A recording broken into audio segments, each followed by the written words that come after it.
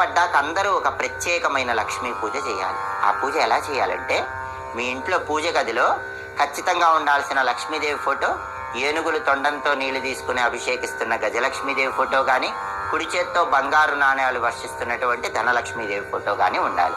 ఆ ఫోటోకి చక్కగా గంధం బొట్లు, కుంకుమ బొట్లు అలంకరణ చేసుకుని ఆ ఫోటో దగ్గర తామర ఒత్తులతో దీపం పెట్టండి. ప్రమిదలో ఆవు నెయ్యి కానీ నువ్వుల నూనె కానీ పోసి తామర ఒత్తులు వేసి దీపం పెట్టండి. తామర ఒత్తులు లేకపోతే జిల్లేడు ఒత్తులతో దీపం పెట్టండి. అవి కూడా లేకపోతే పత్తితో చేసిన ఒత్తులతో దీపం పెట్టండి. ఆ తర్వాత లక్ష్మీదేవిని తెల్ల పుష్పాలతో పూజించండి. ఇది ముఖ్యం.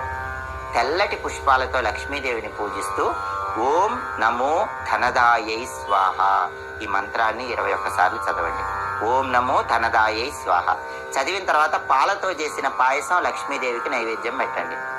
ఆ తర్వాత ఆ పాయసాన్ని తీసుకుని వెళ్ళి ఆరు బయట వెన్నెల్లో ఉంచండి. చంద్రుడి కిరణాలు ఒక 10 నిమిషాలు ఆ పాయసంలో పడ్డాక మళ్ళీ తీసుకుని వెళ్ళి ఆ పాయసం లక్ష్మీదేవి ఫోటో దగ్గర నుంచి నమస్కారం చేసి ఇంట్లో సభ్యులందరూ ప్రసాదంగా స్వీకరించండి. అలా ప్రసాదంగా స్వీకరించాక అందరూ కూడా చక్కగా ఇంట్లో హాల్లో కూర్చొని గవ్వల శబ్దం చెయ్యండి. మీకు వీలైనంతసేపు గవ్వల శబ్దం చేయండి. భూలోక సంచారానికి వచ్చిన లక్ష్మీదేవి మీ ఇంట్లోకి ప్రవేశించి ఈ ప్రత్యేకమైన పూజ చూసి అదృశ్య రూపంలో ఆ గవ్వల శబ్దం విని స్థిరలక్ష్మి అనుగ్రహాన్ని కలిగించి వెళుతుంది. సంవత్సరానికి ఒకసారి వచ్చే శక్తివంతమైన రోజు కోజాగరి పూర్ణిమ, కౌముది లక్ష్మీ వ్రతం. భూలోక సంచారానికి వచ్చిన లక్ష్మీదేవి అనుగ్రహం ద్వారా ప్రతి ఒక్కరూ కూడా స్థిరలక్ష్మి కటాక్షాన్ని పొందండి.